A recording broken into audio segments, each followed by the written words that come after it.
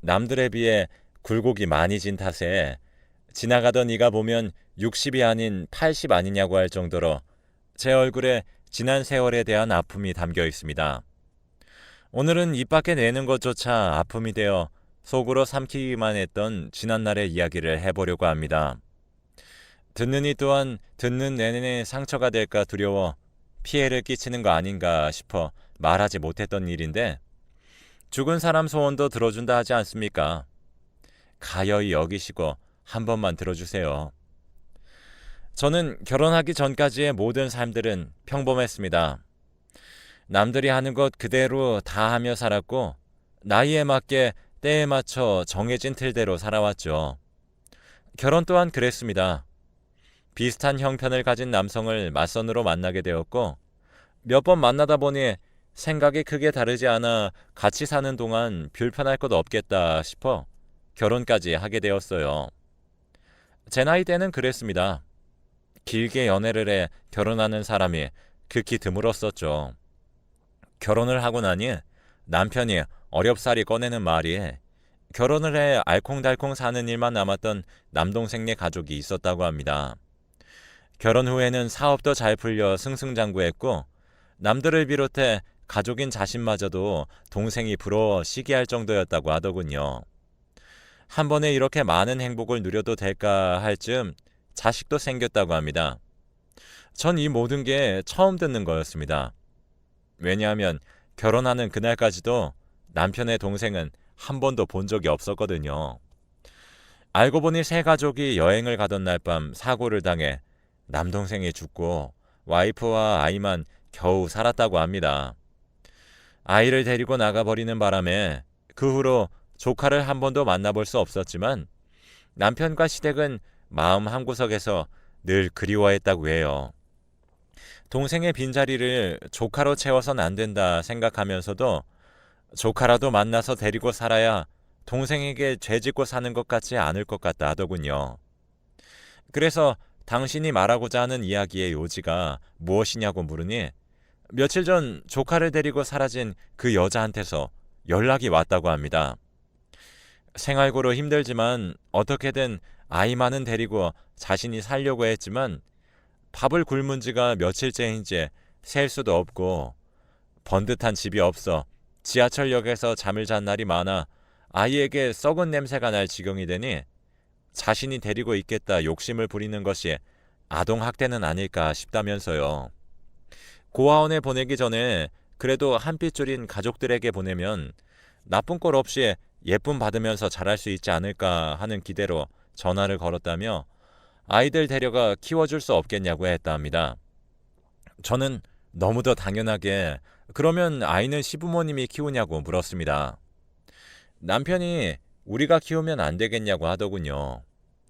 전 말이 되는 소리를 하라고 했습니다. 저희 둘 사이에는 이미 딸아이 하나가 있었고, 딸아이와 비슷한 또래의 남자아이를 데리고 와서 키운다는 게 말로야 아름답고 정의로운 일이지 현실은 어떻겠습니까? 내 자식도 미워서 밖에 내다버리고 싶은 마음이 든 적이 한두 번이 아닌데 남의 자식이라고 안 그럴까요? 내 자식도 아닌데 진짜 내다버리고 싶지 않을까요? 전 자신이 없다 했습니다. 또 비슷한 또래인데 사춘기가 되면 둘 사이가 얼마나 어색하겠냐. 아무리 친척이다 말해도 가족이 아닌 이상 둘은 불편할 수밖에 없지 않겠냐 하니, 둘에게는 처음부터 남매라고 가르치고 우리가 진짜 친자식처럼 대하면 문제없지 않겠냐고 하길래, 우리 아이가 한두 살 먹은 갓난아기로 보이냐. 지금 제 6살이고 2년만 더 있으면 초등학교 들어갈래는데 어느 날 갑자기 하늘에서 2살 많은 오빠가 뚝 떨어졌어요 하면 믿겠냐. 왜 우리 아이도 두루미가 데려다 줬다 하지 하고 비아냥거렸어요. 남편은 안 좋은 쪽으로만 생각하지 말고 제발 좋은 쪽으로 생각해달라고 빌기 시작했습니다. 그럼 이제는 지팡이 없이 제대로 걷지도 못하는 노부모에게 보내야겠냐. 만약 일면식도 없는 사람에게 보내줘서 구박이라도 받게 된다면 먼저 하늘나라로 간 동생에게 미안해서 자신이 죽어서도 제대로 눈 감을 수 있겠냐 감정에 호소하더군요. 전 일단 아이를 만나보고 결정하자고 시간을 벌어놨습니다. 하루 이틀 시간을 벌어두면 뭐 할까요? 혼자 까르르 웃으며 놀고 있는 딸아이를 봐도 걱정이고 놀이터에서 흙장난하고 있는 남의 집 아들들을 봐도 걱정이더군요. 내가 왜 안 해도 될 걱정까지 해야 하나 하는 처지에 울컥 화가 치밀어서 머리를 쥐어뜯기도 했습니다. 그러다 처음 남편의 조카를 만나게 된 날, 정우야 안녕?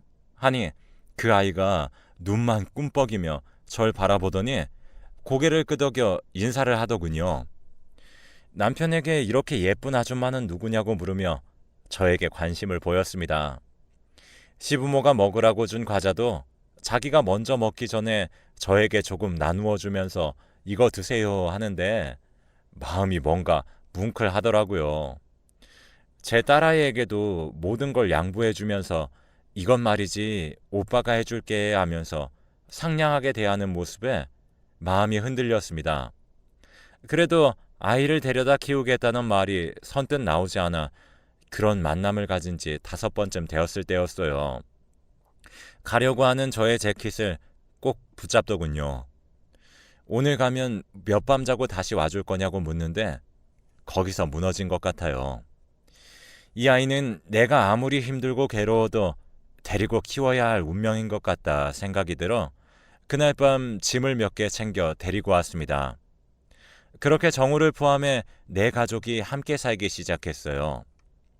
정우가 고학년이 되기 전까지는 집에 별다른 문제가 없었습니다. 적응은 잘 할 수 있을까 걱정했지만 친구들도 많이 사귀었고 여자친구들 사이에서도 인기가 꽤 많았었거든요. 제 딸아이가 오빠 학교에서 인기 최고 많고 언니 오빠들이 자기한테 제일 잘해준다면서 쫑알쫑알 떠들길래 내가 그동안 했던 걱정들이 죄스럽게 생각이 될 정도로 정우에게 고맙고 미안했습니다. 하지만 언제부턴가 아이가 조금씩 변하기 시작하더라고요. 시기가 정확하진 않지만 고학년이 되던 때부터였던 것 같아요. 대놓고 동생을 괴롭히진 않지만 딸아이가 억울해하는 날이 많아졌고 무슨 일이냐고 물으니 정우 눈치를 보느라 제대로 대답하지 못하곤 했어요. 저 또한 묘하게 버릇없이 행동하는 정우를 혼내자니 너무 예민하게 구는 것 같기도 하고 또 진짜 잘못을 한 거여도 친엄마가 아니기 때문에 애를 혼냈다가 역시 지 아들 아니라고 저런 애 같은 소리를 듣기 싫어서 더 참았습니다. 그런데 학교에서 연락이 온 거 아니겠어요? 어머님과 정우에 대해 상담하고 싶다면서요. 학교에 가서 선생님 얼굴을 마주하니 차마 저에게 어떻게 말을 꺼내야 할지 몰라 입술만 깨물고 계시는 거예요. 괜찮다. 어떤 말이 하고 싶으냐. 있는 그대로 말씀해 주셔라. 그게 저에게 도움이 되지 않겠냐고 하니 이런 말 불쾌하시겠지만 화내지 마시고 끝까지 들어달라 하시더군요. 선생님 말씀은 그랬습니다.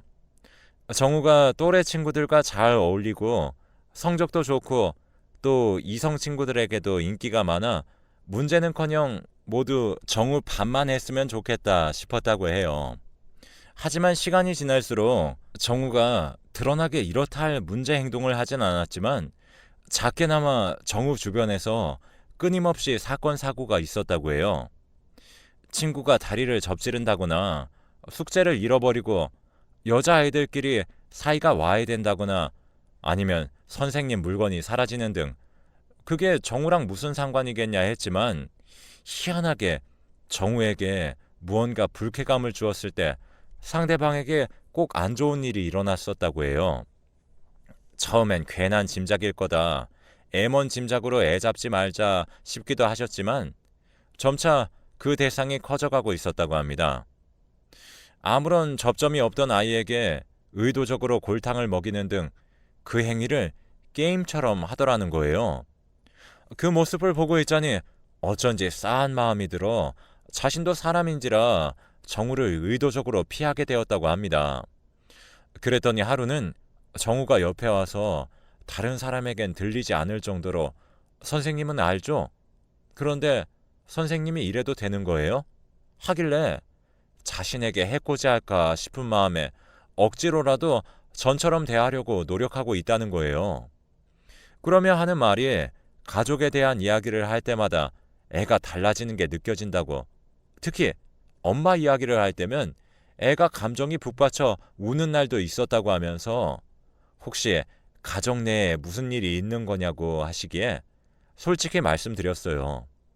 정우 친부모가 아니다. 정우도 알고 있는 사실이겠지만 자신 친엄마에 대해 어떤 잊지 못하고 있는 감정이 있는 줄은 몰랐다. 우리 앞에서는 아이가 한없이 밝은 모습만 보여주고 있다. 친구들과 그런 일이 있었다는 건 듣기성 유쾌한 내용은 아니지만 선생님의 짐작이 오판이기 전에 사실일 수도 있는 문제이니 조금만 더 유심히 지켜봐 주시고 가정 내에서도 지켜볼 테니 혹시 문제 일으킬 경우 아이 아빠보다 나에게 먼저 연락을 달라 말씀드리고 일어서려고 했습니다. 근데 저희 딸아이 담임이라는 분께서 저를 붙잡더군요. 어머니 드릴 말씀이 있습니다 하는데 딸아이가 언젠가부터 급격히 풀이 죽어 집에 가기 싫다, 집에 안 가면 안 되냐는 질문을 해왔다고 해요. 일기를 봐도 의미 없는 낙서가 많기도 하고 오빠 이야기를 많이 하던 아이인데 오빠 이야기만 나오면 정색을 하기 시작하고 집에 혹시 무슨 문제가 있냐고 하시기에 이런 말 하기에 엄마로서 망신스럽지만 잘 모르겠다 답하고 집에 와 딸아이 가방을 뒤졌습니다. 일기를 살펴보니 첫 페이지의 일기와 제일 최근의 일기는 확실히 다르더군요. 내용도 많이 어수선해졌고 의미 없는 낙서도 많이 보였습니다. 하지만 글씨체 같은 게 정우 글씨체 같더라고요. 딸아이가 피아노 학원을 간 사이 정우야 너 이게 무슨 낙서인지 알아? 하고 물으니 모르겠는데요 하며 말끝을 흐리길래 그래 알았다 하고 일어서는 제 뒤로 정우의 작은 목소리가 들렸습니다. 들킨 줄 알았네. 그런 일들은 정우가 고등학교 졸업할 때까지 종종 있었습니다. 이렇다고 혼을 낼 수 있는 정도는 아니지만 그렇다고 넘기기에는 괜히 호구가 되는 것 같은 일들이요. 애가 뭔가 쎄하다 싶다가도 이것 가지고 뭐라고 하는 건 내가 유난이다 싶은 것들 말이에요. 그런 정우가 대학교에 입학하고 나서는 막 나가기 시작했습니다. 거실에서 담배를 피우는 건 물론이고 술을 마시고 들어와 집안의 물건들을 집어 던지기도 하고 친구들을 데리고 와 술 파티를 벌이지 않나 제 지갑에 손을 대기도 하고 남편 물건을 몰래 가져다 팔기도 하더군요. 딸아이 방에는 죽은 벌레를 던져놓는 등의 행동을 하기 시작했어요. 뭐라고 하고 혼을 내면 자신이 자신 화에 못 이겨서 뒤로 넘어가더군요. 무서웠습니다. 어느 날은 노이로제에 걸릴 것 같더군요. 이러다 내가 죄를 신고할지도 모르겠다고 하니 정우가 던진 물건에 이마가 찢겼으면서도 불쌍한 애한테 그런 단어를 입에 올리고 싶냐면서 당신 그렇게 매정한 사람이냐고 저에게 되려 화를 내는 거예요. 남편이 자리를 박차고 나갈 때 문 밖에서 다 듣고 있던 정우와 눈이 마주쳤습니다. 집이 어두워 제대로 보이지 못했지만 어둠 사이로 저를 바라보고 있는 정우는 마치 꼭 다음은 너야 이런 식으로 협박하는 것만 같았어요. 아무튼 많이 혼란스럽기도 하고 어떻게 해야 할지 갈피도 안 잡히고 남편은 비협조적이고 딸아이도 걱정되고 대놓고 표현하지 않았지만 돌려 말해 딸아이는 같은 지역에 있는 제 여동생네 집에서 잠시 학교를 다니기로 하고 정우와 남편 저 셋이서 지내게 되었습니다. 그때쯤 시부모님이 해외여행을 다녀온다 하시길래 우리 선물도 사오시라 했고 정우도 데리고 가시는 게 어떻겠냐고 하니 정우가 절 째려보더라고요. 전 나쁜 의미가 아니라 정말 순수하게 어른이 되기도 했고 딸아이처럼 학교를 다녀야 하는 것도 아니니 시간적 여유가 있을 때 놀고 오라고 하는 건데 기분이 나빴나 보더라고요. 시부모도 그 눈치를 읽고는 정우는 지 친구들하고 더 놀고 싶은 나이지 하고 웃어 넘기시더군요. 두 분이 떠나고 남편은 멀리 출장 갔습니다. 집에 저랑 정우만 둘이 있는 건데 여간 어색하고 불편할 게 아니겠어요. 전 시부모네 집이 오랜 시간 비어 있으니 가서 청소라도 좀 해둬야 할 것 같다는 핑계를 대고 시골로 내려갔습니다. 그리고 늦은 밤 새벽 밖이 소란스러워지더라고요. 음악 소리도 높게 틀어놓고 소리 지르며 대화하고 무슨 일인가 싶어서 나가려고 하니 방문이 잠겨 나가지지 않았습니다. 문을 쾅쾅 치며 밖에 누구 없냐고 하니 엄마 저 정우예요 하니 소름이 쫙 끼치는 게 아니겠어요. 이게 무슨 짓이냐 당장 문 열어라 하니 자기는 그러고 싶은 마음이 없대요. 전 방 안에서 갇힌 채 아이들이 소리 지르고 노는 걸 가만 듣고 있어야만 했어요. 한두 시간이 지나니 이 문이 열리지 않기를 바라게 되더군요. 열린다면 오히려 그게 더 무서울 것 같은 거예요.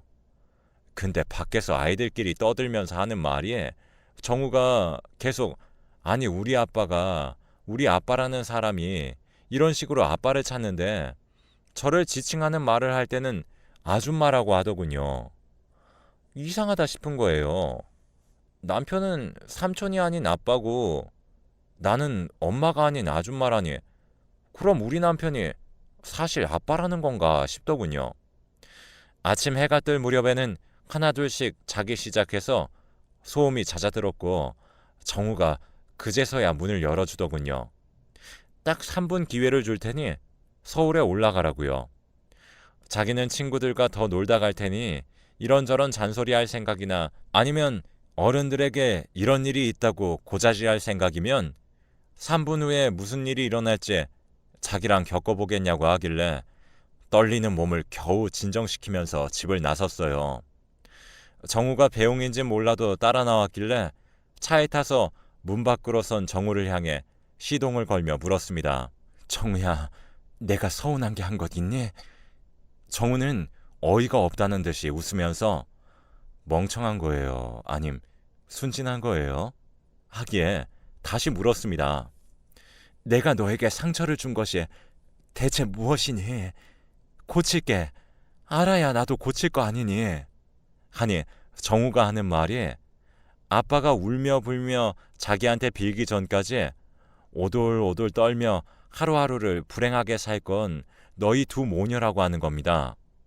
그 길로 출장 간 남편에게 소리소리 질러 당장 서울로 오라 말해 불러놓고 말했습니다. 애가 이렇게 말한다. 무슨 의미냐?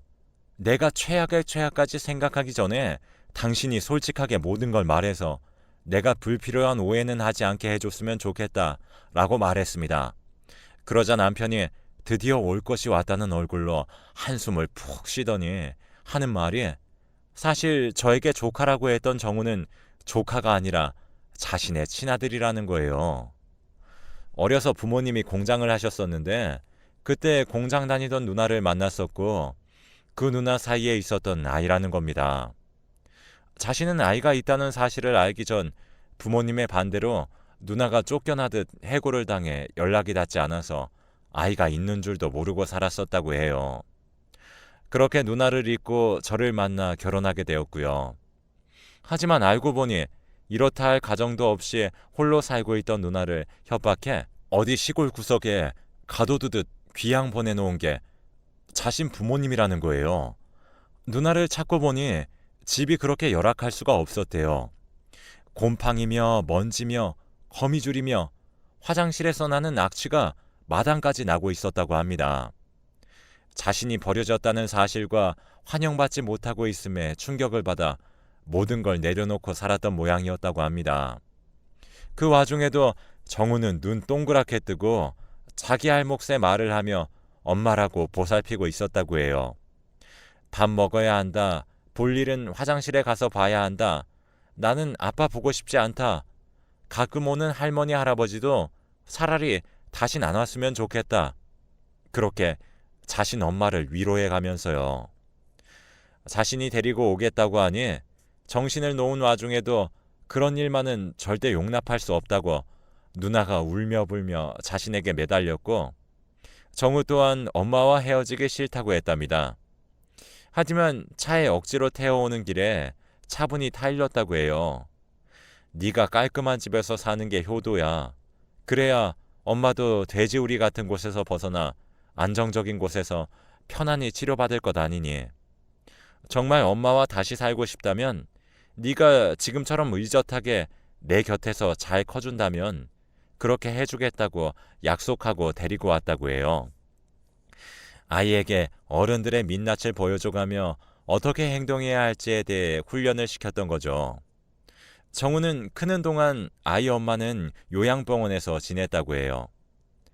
해가 바뀔 때에는 그래도 꼭 한 번씩 모자가 만날 수 있었는데 그때마다 정우가 이를 바득바득 갈곤 했었다고 합니다. 엄마를 편안히 해주는 게 아니라 저건 가둬두고 사육하는 거라고요.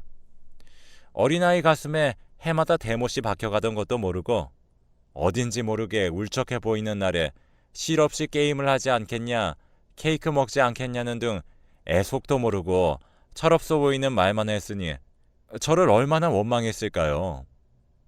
정우가 대놓고 어긋나기 시작하던 시점은 정우 친엄마가 죽은 시점이라고 합니다. 결국 운명을 달리한 자신의 엄마 소식을 듣게 된 정우는 더는 참을 수 없는 감정에 행동으로 표출했던 거죠. 그 말을 다 듣고 나니 전 마음이 아파 숨조차 제대로 쉴 수가 없었습니다. 가슴을 쥐어뜯으며 울고 있었습니다. 남편은 좀 진정하라면서 당신이 이렇게 마음 아파하면 다른 이야기들은 어떻게 할 수 있겠냐고 하기에 잠시 혼자 있게 나가줄 수 없겠냐고 했습니다. 근데 그때였어요.